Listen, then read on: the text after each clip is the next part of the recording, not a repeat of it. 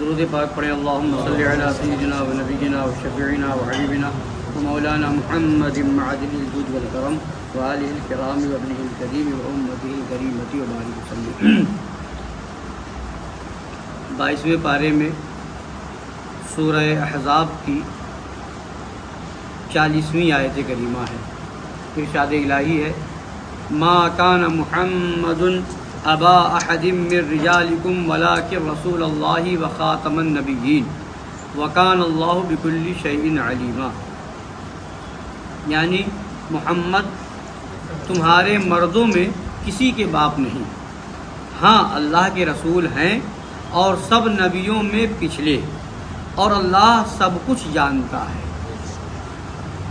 یہ آیت کریمہ جب نازل ہوئی کہ آپ نے کل سنا تھا حضرت زینب بنت جحش رضی اللہ تعالی عنہا کا نکاح سرکار دو عالم صلی اللہ تعالی علیہ وآلہ آلہ وسلم نے حضرت زید بن حارثہ رضی اللہ تعالی عنہ کے ساتھ کرا دیا تھا۔ مشیت الہی کچھ دن تک رشتہ قائم رہا، نا اتفاقی ہوئی، اور پھر حضرت زید بن حارثہ رضی اللہ تعالی عنہ نے حضرت زینب بنت جحش رضی اللہ تعالی عنہا کو طلاق دے دی۔ پھر اس کے بعد سرکار دو جہاں صلی اللہ تعالی علیہ وآلہ آلہ وسلم نے ان سے نکاح فرما لیا، حضرت زینب بنت جحش رضی اللہ تعالی عنہا۔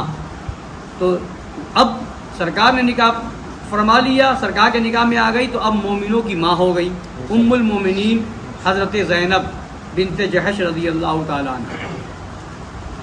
تو جب یہ واقعہ ہوا تو لوگوں نے، کافروں نے طعنہ دینا شروع کیا، طنز کرنا شروع کیا، اعتراض کرنا شروع کیا۔ کیا؟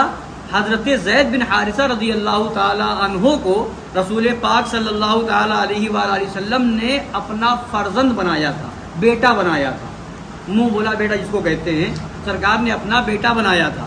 تو اب کافروں نے یہ کہنا شروع کیا کہ یہ دیکھو انہوں نے معاذ اللہ اپنے بیٹے کی بیوی سے، طلاق شدہ بیوی سے ہی نکاح کر لیا، یہ تو درست نہیں ہے بیٹے کی طلاق شدہ بیوی سے نکاح ہونا۔ تو یہ آیت کریمہ نازل ہوئی، یہ آیت کریمہ نازل ہوئی۔ بتایا یہ گیا کہ پہلی چیز تو یہ ہے کہ منہ بولا بیٹا الگ ہے اور حقیقی بیٹا ہونا وہ الگ ہے۔ یہ مسئلہ جو ہے کہ بیٹے کی طلاق شدہ بیوی سے بھی باپ نکاح نہیں کر سکتا، یہ اس کے لیے ہے جو حقیقی بیٹا ہو، اور اگر منہ بولا بیٹا ہے تو اس کے لیے یہ حکم نہیں ہے۔ پھر بھی کافروں نے اس پر اعتراض کیا تو اللہ تبارک تعالیٰ نے یہ آیت کریمہ نازل فرمائی۔ کیا؟ ما کان محمد ابا احد من رجالکم، محمد صلی اللہ علیہ وسلم تمہارے مردوں میں کسی کے باپ نہیں، تمہارے مردوں میں کسی کے باپ نہیں۔ اب ان لوگوں نے کیا کہا تھا کہ بیٹے کی بیوی، طلاق شدہ بیوی سے نکاح کیا، تو اللہ فرما رہا تمہارے مردوں میں وہ کسی کے باپ نہیں۔ تو اب تمہارے مردوں میں کسی کے باپ نہیں ہیں تو وہ ان کے بیٹے نہیں، حقیقت میں ان کے صاحبزادے نہیں، تو پھر بیٹے کی بیوی ہوئی نہیں، تو پھر یہ نکاح بھی درست ہوا۔ تو اب یہاں پر بتانا یہ ہے کہ اعتراض ان لوگوں نے نبی پر کیا تھا، اعتراض ان لوگوں نے نبی پر کیا تھا، اور جواب اللہ تبارک و تعالی دے رہا ہے، جواب اللہ تبارک۔ اور یہ بھی نہیں، بہت سی جگہ آیت کریمہ کیا ہے؟ قل کہہ کر کے، قل، جیسا کہ آپ نے پیچھے کچھ روز پہلے سنا، قل انما انا بشر مثلکم۔ جب بشر کہلوانا ہوا تو نبی سے کہا قل، اے محبوب آپ کہہ دیجئے، خود خدا نے نہیں فرمایا۔ اور یہاں کافروں کے اعتراض کا جواب دینا ہے تو خدا یہ نہیں فرما رہا ہے قل، اے محبوب آپ جواب دے دیجئے، نہیں، محبوب پر اعتراض خدا پر اعتراض ہے، محبوب تم پر اعتراض ہوگا، جواب میں خود دوں گا۔ اب قل کہہ کر کے نہیں، بلکہ خود خدا فرما رہا ہے ما کان محمد ابا احد من رجالکم، یعنی محمد صلی اللہ علیہ وسلم تمہارے مردوں میں کسی کے باپ نہیں۔ اب اسی آیت سے پہلے آیت تھی، اس میں یہ حضرت زید رضی اللہ تعالی عنہ کا واقعہ لکھا ہوا ہے۔ اور ان کے بارے میں لکھا فلما قضى زید منها وطرا زوجناكها لكي لا يكون على المؤمنين حرج في ازواج ادعيائهم، یعنی پھر جب زید کی غرض اس سے نکل گئی تو ہم نے وہ تمہارے نکاح میں دے دی، ہم نے وہ تمہارے نکاح میں دے دی۔ تو تنہا حضرت زید رضی اللہ تعالی عنہ ہیں جن کے نام کے ساتھ ذکر قرآن شریف میں ہے، صرف حضرت زید ہیں صحابیوں میں صرف حضرت زید ہیں۔ تذکرہ اور صحابہ کا بھی ہے، اور صحابہ کے بارے میں بھی آیت نازل ہوئی، مگر نام کے ساتھ اگر کوئی آیت نازل ہوئی ہے تو وہ صرف حضرت زید کی ذات ہے، کہ نام کے ساتھ حضرت زید کا ذکر قرآن شریف میں ہے۔ تو پھر جب زید کی غرض اس سے نکل گئی تو ہم نے وہ تمہارے نکاح میں دے دی۔ کس کو نکاح میں دے دی؟ حضرت زینب کو نبی کے نکاح میں۔ تو حضرت زینب جب یہ آیت کریمہ نازل ہوئی تو حضرت زینب رضی اللہ تعالی عنہ فخر فرمایا کرتی تھی، فرماتی تھی ہر ایک کا نکاح ان کے قرابت دار کرتے ہیں اور میرا نکاح اللہ نے کیا ہے، اور عرش پر میرا نکاح اللہ نے فرما دیا ہے۔ تو یہ حضرت زینب رضی اللہ تعالی عنہ اس آیت کی بنیاد پر فخر فرمایا کرتی تھی۔ تو اب یہاں پر کیا ہے کہ اعتراض کیا کافروں نے نبی پر اور جواب دے رہا ہے اللہ تبارک و تعالی، یعنی خدا کی مشیت کو یہ گوارا نہیں کہ میرے محبوب پر کوئی اعتراض ہو، خود اللہ تعالیٰ جواب دیتا ہے۔ اچھا، پھر بات یہ آئے گی کہ سرکار کے صاحبزادے بھی تھے۔ یہاں پر یہ ہے کہ حضور پاک صلی اللہ علیہ وسلم کے بارے میں کہ تمہارے مردوں میں سے کسی کے باپ نہیں، حالانکہ سرکار کے صاحبزادے تھے، صاحبزادیاں بھی تھیں، صاحبزادے بھی تھے۔ تو جواب یہ ہے اس کا کہ صاحبزادے جتنے سرکار کے ہوئے وہ سب بچپنے میں وصال فرما گئے، سب کے سب جو ہے بچپنے میں وصال فرما گئے، کوئی جوانی کی عمر تک نہ پہنچ پائے۔ اور مرد کس کو کہا جاتا ہے؟ بچے کو مرد نہیں کہا جاتا، جب جوان ہو جائے تب مرد کہا جاتا ہے۔ اللہ فرما رہا تمہارے مردوں میں سے کسی کے باپ نہیں، جتنے شہزادے تھے سب بچپنے میں وصال ہو گئے، نوجوانی کی عمر تک نہ پہنچے، تو اللہ نے فرمایا تمہارے مردوں میں سے کسی کے باپ نہیں۔ تو پتہ کیا چلا، حضور کو جب باپ کہہ کر کے نہیں پکارا جا سکتا، باپ نہیں کہا جا سکتا حضور کو، تو پھر بڑا بھائی کیسے کہا جا سکتا ہے؟ یہ ان وہابیوں دیوبندیوں نے اپنی کتاب میں لکھا معاذ اللہ، حضور بڑے بھائی کی طرح ہے معاذ اللہ۔ ارے باپ جو ہوتا ہے اس میں تو اور قدر زیادہ ہوتی ہے، بڑا بھائی اگر کہا جائے گا تو بڑا بھائی کتنا بھی بڑا ہو باپ سے تو کم ہوگا، اس کا درجہ باپ سے تو کم ہوگا۔ ان وہابیوں نے نبی کو بڑا بھائی کہہ کر کے اپنے باپ سے ان کا درجہ گھٹایا کہ نہیں گھٹایا؟ یہ نبی کی توہین ہے یا نہیں ہے؟ عقل ہوتی تو خدا سے نہ لڑائی لیتے، یہ گھٹائیں اسے منظور بڑھانا دے۔ اچھا، پھر سرکار دو عالم صلی اللہ علیہ وسلم کا نام پاک کے ساتھ ذکر جو ہے قرآن شریف میں 4 جگہ ہے۔ ایک تو یہاں پر ہے سورہ احزاب شریف میں، دوسرے سورہ فتح شریف میں 26ویں پارے میں محمد رسول اللہ والذین معہ اشداء علی الکفار کر کے، اور ایک سورہ محمد شریف میں نام ہے والذی آمنوا بما نزل علی محمد صلی اللہ علیہ وسلم، تو وہاں پر ایک جگہ ذکر ہے، اور ایک 4 پارے میں وما محمد الا رسول۔ 4 جگہ قرآن شریف میں سرکار کا نام کے ساتھ ذکر آیا ہے، نام پاک کے ساتھ 4 جگہ ذکر آیا ہے، اور سرکار کے نام پاک میں بھی حرف 4 ہیں، سرکار کے نام پاک میں بھی حرف 4 ہیں، اللہ کے نام میں بھی حرف 4 ہیں، اللہ میں بھی حرف، اس میں ذاتی جو اللہ ہے اس میں بھی حرف 4 ہے، سرکار کا اس میں ذاتی محمد صلی اللہ علیہ وسلم اس میں بھی حرف 4 ہیں، اور قرآن شریف میں 4 جگہ ذکر آیا بھی ہے نام پاک کے ساتھ، اور لفظ محمد صلی اللہ علیہ وسلم اللہ نے انعام رکھا، محمد صلی اللہ علیہ وسلم، اس کا معنی کیا ہے؟ خوب تعریف کیا ہوا، خوب تعریف کیا ہوا۔ کافروں نے حضور کے زمانے میں دشمنی میں معاذ اللہ حضور کے نام کو بگاڑ کر کے معاذ اللہ مذمم کہتے تھے، مذمم مانے برائی کیا ہوا، برا معاذ اللہ۔ سرکار دو عالم صلی اللہ علیہ وسلم نے جب سنا تو مسکرایا، فرمایا وہ کسی مزمم کو کہتے ہوں گے میرا رب وہ ہے جس نے میرا نام محمد رکھا ہے، میرا نام جب لیا جائے گا میری تعریف ہوتی رہے گی۔ محمد کا معنی ہی ہوتا ہے تعریف کیا ہوا، جس کی تعریف خدا فرمائے، جس کی تعریف فرشتے کریں، جس کی تعریف حور و غلماں کریں، جس کی تعریف جنات کرے، انسان کرے، ساری کائنات کرے۔ نبی فرماتے ہیں مجھے ہر کوئی، ہر مخلوق پہچانتی ہے سوائے سرکش انسانوں کے اور سرکش جناتوں کے۔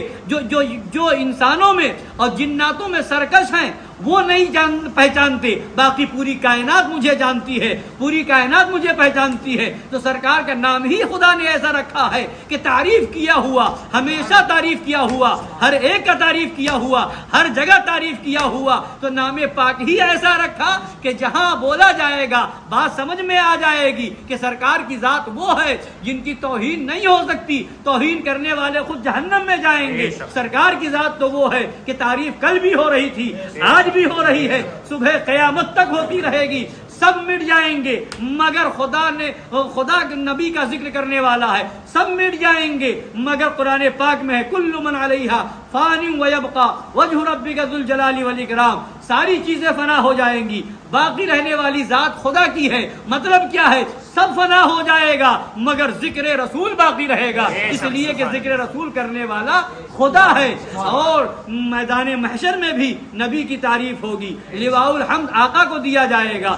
جو نبی کی تعریف کرنے والا ہوگا، نبی کا چاہنے والا ہوگا، اسے شفاعت ملے گی، اسے کوثر ملے گا، اسے پل صراط سے گزرنا آسان ہوگا، اسے جنت ملے گی، اسے حوریں ملے گی، جنت کی نعمتیں ملیں گی۔ تو پتہ کیا چلا؟ سرکار کا نام پاک ہی ایسا رکھا گیا ہے کہ کوئی اس میں سرکار کی توہین نہیں ہو سکتی ہے، اور سرکار کا نام پاک ہی وہ ہے کہ تعریف کیا ہوا، ہمیشہ سے تعریف ہو رہی ہے، ہوتی رہے گی اور ہمیشہ ہوتی رہے گی۔ تو وہ ہے سرکار کا نام پاک۔ اور فرمایا وَلَٰكِن رسول اللہ وخاتم النبیین، ہاں اللہ کے رسول ہیں، تمہارے مردوں میں سے کسی کے باپ نہیں ہیں، ہاں اللہ کے رسول ہیں، اور وخاتم النبیین، اور سب نبیوں میں پچھلے، اور سب نبیوں میں پچھلے۔ خاتم النبیین، خاتم کا معنی ہوتا ہے آخری، اور خاتم کا معنی مہر بھی ہوتا ہے۔ خاتم کا معنی مہر، مہر کو خاتم اسی لیے کہتے ہیں کہ جب مضمون لکھ دیا جاتا ہے، سب کچھ لکھنے کے بعد آخر میں مہر لگائی جاتی ہے۔ مہر جو ہے شروع میں نہیں لگاتے ہیں، مہر آخری میں لگاتے ہیں۔ تو خاتم کا معنی آخری بھی ہے، خاتم کا معنی مہر بھی ہے۔ تو مہر کو خاتم اسی لیے کہتے ہیں کہ مضمون کے آخر میں مہر لگائی جاتی ہے، یعنی جہاں بات پوری ہو گئی، اب نہ کچھ گھٹانا ہے نہ بڑھانا ہے، تو وہاں پر مہر لگا دی جاتی ہے۔ اب نہ گھٹنا ہے نہ بڑھنا ہے۔ تو انبیاء کرام جتنے آنے والے تھے سب تشریف لے آئے، اب نبی کو خاتم النبیین بنا دیا گیا، مہر لگا دی گئی۔ اب کوئی نبی نہیں آنے والا ہے، سب سے آخری نبی محمد رسول اللہ صلی اللہ علیہ وسلم تشریف لا چکے ہیں۔ تو اس لیے، اور تو مہر کو خاتم اس لیے کہتے ہیں کہ آخر میں ہوتا ہے، اور سرکار سب کی نبوت پر مہر لگا چکے ہیں، اور یہ خاتم النبیین فرما دیا گیا۔ سر اللہ نے فرمایا، اس کا معنی کیا ہے؟ اب کوئی نبی نہیں آئے گا، سرکار ہمارے آخری نبی ہیں۔ اللہ فرما رہا خاتم النبیین، سب نبیوں میں پچھلے نبی ہیں، سب نبیوں میں پچھلے نبی۔ اگر کوئی نبی آ جائے پھر تو پھر ہمارے نبی آخری نبی رہیں گے؟ بولیے، جو آخر میں ہوتا ہے وہی تو آخری ہوتا ہے۔ تو اب اگر کوئی نبی آ سکتا ہے یا آ جائے تو پھر ہمارے نبی آخری نبی نہیں ہوں گے، تو پھر قرآن شریف جھوٹا ہو جائے گا معاذ اللہ رب العالمین۔ تو ان وہابیوں نے، دیوبندیوں نے اپنی کتاب تہذیب الناس کے اندر لکھا، مولوی قاسم نانوتوی نے لکھا معاذ اللہ کہ حضور کے بعد بھی دوسرا نبی پیدا ہو جائے تو بھی حضور کے آخری نبی ہونے میں فرق نہیں پڑے گا، معاذ اللہ۔ اور یہ خاتم النبیین کس نے فرمایا؟ اللہ نے فرمایا۔ کس نے فرمایا؟ اور اس کا معنی خود نبی نے بیان فرمایا، لا نبی بعدی، میرے بعد کوئی نبی نہیں ہوگا، میرے بعد کوئی نبی نہیں ہوگا۔ اور صحابہ نے بھی یہی معنی بتایا، تابعین نے بھی یہی معنی بتایا، سارے صحابہ کا یہی عقیدہ رہا، تابعین، تبع تابعین، ائمہ مجتہدین، سارے علماء اولیاء، سب کا یہی اتفاق رہا، اجماع رہا کہ خاتم النبیین کا معنی یہ ہے کہ اب کوئی نبی نہیں آئے گا۔ اب جب اس کے خلاف ان وہابیوں کی کتاب میں یہ ہے تو اب یہ کافر ہوئے کہ نہیں ہوئے؟ یہ مرتد ہوئے کہ نہیں ہوئے؟ اچھا، سب کا یہی سب نے یہی معنی مراد لیا کہ خاتم النبیین کا معنی اب کوئی نبی نہیں آئے گا، مگر مولوی قاسم نانوتوی تحذیر الناس میں شروع میں لکھتا ہے کہ عوام کا یہ خیال ہے، عوام کا یہ خیال ہے کہ حضور کے بعد دوسرا نبی نہیں آئے گا، عوام کا یہ خیال ہے کہ اب دوسرا نبی نہیں آئے گا، یعنی کہ یہ آخری نبی ہے۔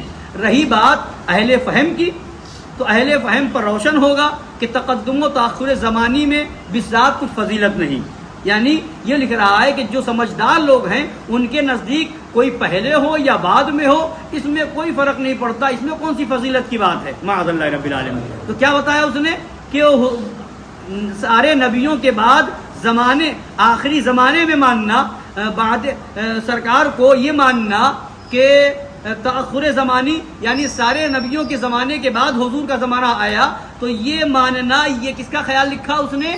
عوام کا خیال بھی لکھا۔ کس کا؟ عوام کا خیال لکھا، اور سمجھداروں کا خیال بتایا کہ اس میں کوئی نہیں، کوئی پہلے ہو یا بعد میں ہو، فضیلت اس میں کوئی فضیلت کی بات نہیں ہے۔